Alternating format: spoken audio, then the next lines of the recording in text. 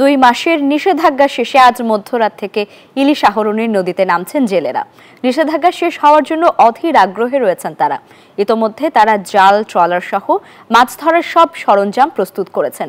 উৎসবের আমেজ বইছে জেলে পরিবারগুলোতে। এবছর লক্ষ্যমাত্রার চেয়েও বেশি ইলিশ আহরণ হবে বলে আশা মৎস্য বিভাগের।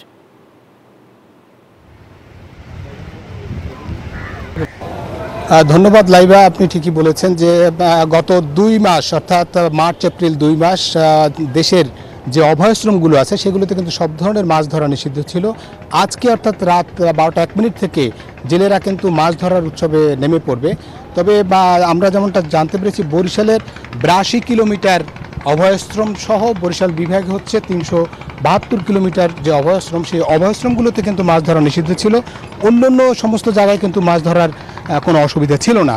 তবে যেহেতু এই অভয়াশ্রমগুলো অর্থাৎ জেলেদের এই অভয়াশ্রমে মাছ ধরা নিষেধাজ্ঞা থাকার সময় কিন্তু তাদের প্রণোদনার চালও দেওয়া হচ্ছে। সব ধরনের ব্যবস্থা কিন্তু মৎস্য বিভাগ করেছে। মৎস্য বিভাগের সঙ্গে আমরা কথা বলেছি, তারা যেমনটা জানিয়েছে যে এবারের যে অভয়াশ্রমে মাছ অর্থাৎ বিশেষ করে ইলিশকে রক্ষা করার জন্যই মূলত এই নিষেধাজ্ঞাটা, যদিও এই অভয়াশ্রমে সব ধরনের মাছ ধরাই তখন নিষিদ্ধ ছিল। এবং জেলা মৎস্য অফিসার আমাদেরকে যেমনটা জানিয়েছে যে এই 82 কিলোমিটারের যে অভয়াশ্রম, সেখানে ইলিশ উৎপাদন বা ইলিশ আহরণ যাতে বাড়ে সেই জন্যই মূলত এই নিষেধাজ্ঞাটা জারি করা হয়। এবং তারা বলেছেন যে এবারের যে নিষেধাজ্ঞা সেটা যথাযথভাবে পরিপালন হওয়ায় মাছ আর আহরণ বাড়বে, এমনটাই তারা প্রত্যাশা করছে। কিন্তু এমনিতে যদি আমরা অন্য সাধারণ যে যারা ক্রেতা বা তাদের সঙ্গে যেমনটা কথা বলেছি, যে তারা যেটা বলেছেন যে অভয়াশ্রম বলতে যে কথাটা মৎস্য বিভাগ বলেন সেইভাবে কিন্তু সেটা পরিপালন হয় না। সারা দেশেই কিন্তু মাছ ধরতে দেখা গেছে এবং মাছের বিশেষ করে জাটকা ইলিশ বা অন্যান্য মাছ কিন্তু বাজারে কম বেশি পাওয়া যায়। সুতরাং সেক্ষেত্রে তাদের ব্যবস্থা সেরকম নেই বলে অভিযোগ করেছেন।